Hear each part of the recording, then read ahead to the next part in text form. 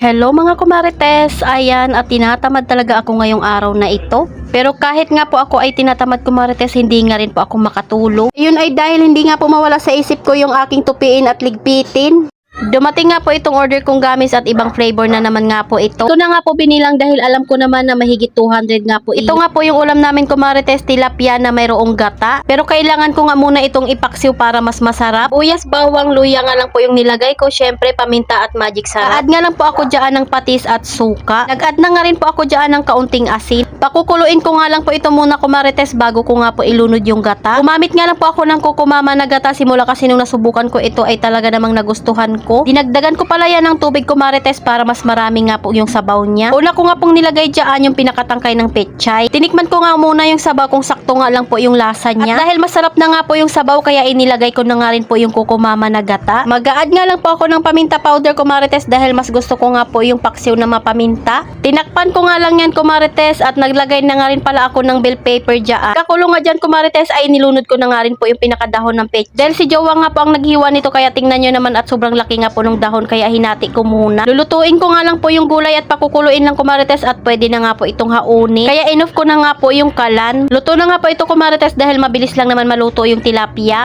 Ayan at pwede nang kumain. Ito nga po yung dahilan kumarites kaya hindi nga po ako nakatulog dahil ang dami ko talagang tupiin. Yung kahit gusto ko nga magpahinga dahil meron nga pong bantay yung aking tindahan ay hindi ko nga po magawa. Habang ako nga po ay nakahiga, ang iniisip ko nga po ay yung tupiin ko. Ay nung nakaraang Sabado pa nga po ito kumarites. Dahil araw-araw nga pong naglalabas si Jowa ay tingnan nyo naman kung gaano na nga po kadami yung naipon. Isip ko nga po munang tanggalin yung mga nakahanger para nga po masabay ko na ng tupi. Gustuhin ko man na magtupi nga po araw-araw kumarites pero hindi ko nga po magawa. Madami din kasi talaga akong ginagawa sa baba at dito nga rin po magligpit ng kalat. Dahil pag Lunes nga po hanggang Friday ay doon po talaga ako sa baba pinaka-busy. Kuha ko na nga po lahat ng nakasampay at ready na nga po akong magtupi. Tingnan nyo naman kung gaano nga po kapuno yung sofa namin. Siyempre at hindi na natin patatagalin yan kumarites ay umpisahan na natin ang ating gawaing bahay. Hindi ko na rin talaga ito matiis kumarites kaya naman kailangan ko na talaga siyang tupiin. Ano ba naman ay hindi talaga siya mawala sa isip ko. Parang yung umutang sa akin na ayaw magbayad, char.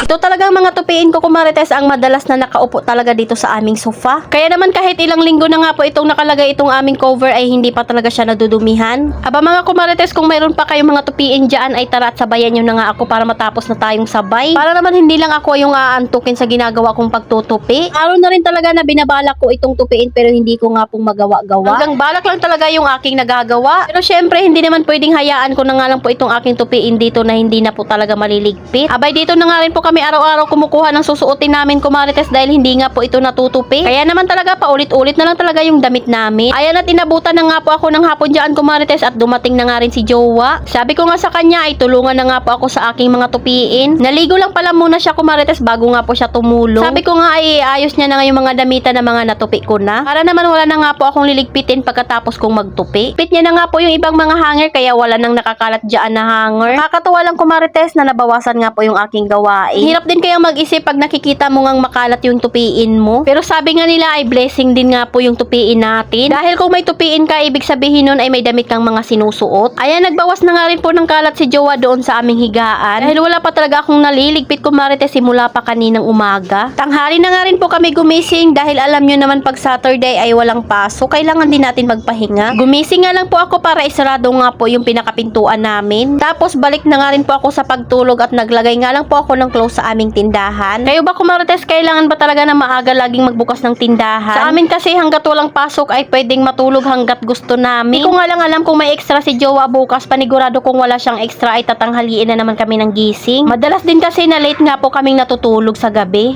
Ayan, natapos na nga po ako magtupi kumarites kaya ayan si Jowa tatambay muna doon sa terrace namin. Iligpit ko na nga po yung aking mga damit. Sabi ko nga sa kanya ay ayusin niya na nga po yung aming hagdanan. Dahil kinulang nga po kami ng sticker nung nakaraan ng 2 step. Ito naman at dumating na nga po yun at hindi rin naman ako nagbayad ng shipping. Ayan, kung makikita nyo nga kumarites ay 2 step pa nga po yung wala nga pong lining. Pero bago niya nga po yan ginawa kumarites ay nagkape na muna kami. Dahil nung pagkadating niya nga po ay nagpahinga lang siya saglit na ligo at tumulong na sa akin. Pa nga po nakakainom ng kape, ang sabi niya ay ikakabit na lang muna niya para nga po tuloy-tuloy yung pahinga niya. Ayan, nilalagay niya na nga po muna yan kumarites dahil 2 lang naman po iyan. In order ko nga po sa Orange app ay 5 pirasong ganyan para pag mayroong masira ay mayroong pangpalit. 50 pesos lang naman yung binayaran ko kumarites dahil dahil wala din naman yan shipping. Dahil inabutan na nga po kami ng gabi kaya bukas na lang kami mag-grocery. Nabutan nga po kasi ng gabi ay wala na nga po silang deliver. Saturday nga ko Marites, ang uwian nga po nila ay alas 4 at alas 7 nga po yung pasok. Kaya naman maaga nga po siya nakauwi ngayon at nakatulong pa sa akin. Dahil pag Lunes to Biyernes nga po ay nag-OT siya at diretso na nga rin po siya sundo sa bunso namin. Dahil pagod na nga po siya kaya hindi niya nga po ito nagagawa. Kaya swerte talaga yung mga misis na kayang tumulong ng mga jowa nila sa kanilang mga plano sa buhay at hindi pa nagkikwenta ng mga ginagawa niya. Abay, Saturday pa ngayon Kumarites at it's payday. Ayan, at lalo na nga pong gumanda yung hagdanan namin Kumarites nung nalagyan na nga po lahat. Simpleng DIY lang din talaga ang kailangan natin minsan para nga po magkaroon ng itsura yung ating bahay. Hindi namin kailangan ng gumastos nga po ng sobrang laki dahil wala pa naman kaming panggastos. Sarap lang talaga sa pakiramdam Kumarites na nawala na nga po yung aking mga tupiin at nakapaglinis na nga po kami. Gawa pa nga ni Jowa itong aming hagdanan.